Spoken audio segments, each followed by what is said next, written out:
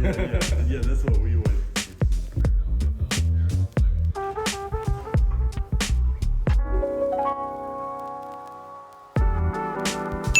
Alright guys, so we had a really good day at the track at, it was a GDR Fest, and so we've already got the car on the hoist post that event and tidied up a few things ready for, ready to get ready for Chrome.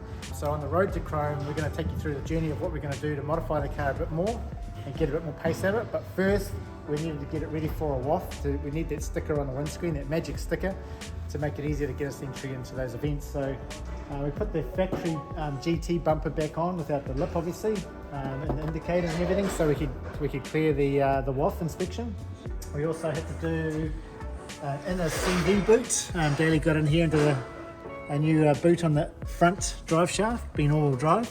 And what else did we tidy up? We tidied up, the rear. Remember at the track we had the rear CV boot split, so we basically just got in there and it didn't split, sorry, the clip came off, didn't it? And split CV grease everywhere, so we cleaned up all the CV grease. It was all through the back here, and re-greased and re-clipped the boot and put that drive shaft back in. After we get the waft, we're going to swap out the diff. This is a 411, this factory GDR, because this is all GDR running gear under here. We'll swap this out with the 4.3 from the GTS4. What's the R32 version? GT, I've got a mind blank, whatever it is. The 4-wheel drive RB20, because it's got the 4.3s in it. And then we're also going to swap out take the gearbox out. And we've got another gearbox. My good friend Frosty rebuilds manual gearboxes, so he's going to rebuild us a trans to put back in. And while we're there, we're going to take the subframe out and drop the front sump and diff out, and swap that out with the 4.3 as well, so it's matching with the rear. And then we'll put a lap back in, the subframe back in, and the new gearbox back on, check the clutch. And so then we'll have a 4.3 drivetrain, which will give us a lot more acceleration through the gears, and hopefully with a good gearbox we'll actually be able to find the gears without crunching. And just that alone, I think we'll be able to pick up the pace of the car substantially. It's probably about a high 10-second car as it sits, especially with the gearbox the way it is, but it'd be nice to be able to get sort of low mid-10s out of it on street tyres, maybe on a semi, we'll see. We're not quite ready to fully drag race it yet. So yeah, that's where we're at. We're going to drop the car off the hoist now, and basically the next footage you'll see, we'll be running it through for a warrant of fitness. Okay, so on the road to Chrome also, we're contemplating taking this old dusty girl. It does need a bit of love. We've got the rust all done in the car and the chassis, so the chassis is mint. We did the 5-star conversion, big brakes, and we also just did a quick paint job on it with $80 worth of spray cans, so just to tidy it up a bit. For the performance side of the car, it's already got a T4 turbo, T4 T3. It's an old turbo. I don't know what the condition is. It seems really lazy to get on boost. Plus there's stainless manifold, external wastegate.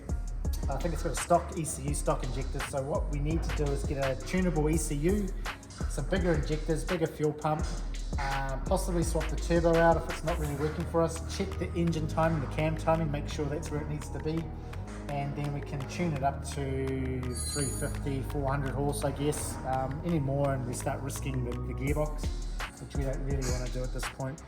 So that'll be able to give us a little bit of pace around the track anyway, be able to keep with the boys, get some good footage, make some cool noises, and that's what it's all about, just put some smiles and some dials. So that's one option we have for Chrome, and we'll be looking at that next week once we get some of these other jobs out of the way.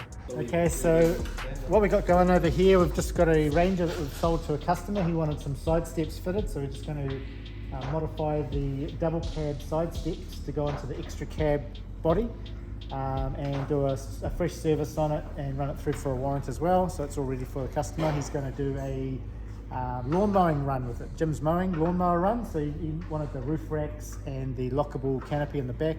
So it's going to suit him perfectly. So pretty stoked to get it all ready for him and see him on his way making some money.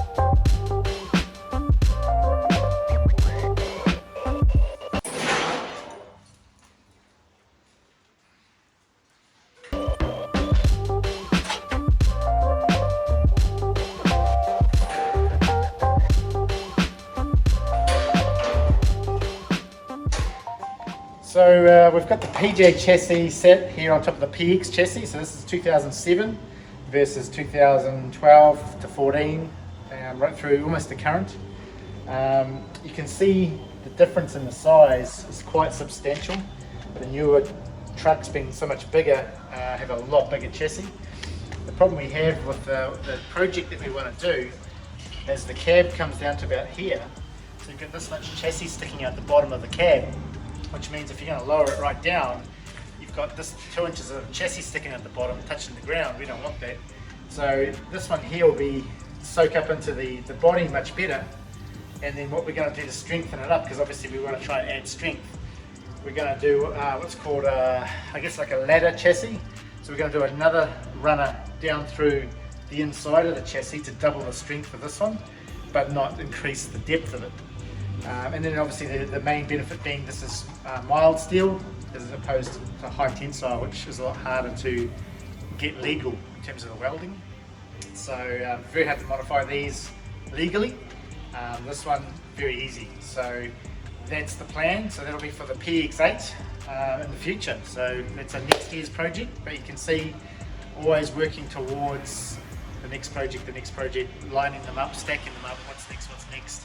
I've had this project in mind for, or you look back on the HEXLab Instagram and there's a video of me disassembling the cab and the tray. That was a good 6 years ago. So this project's been on the cards for a long time and be quite excited to get into it eventually.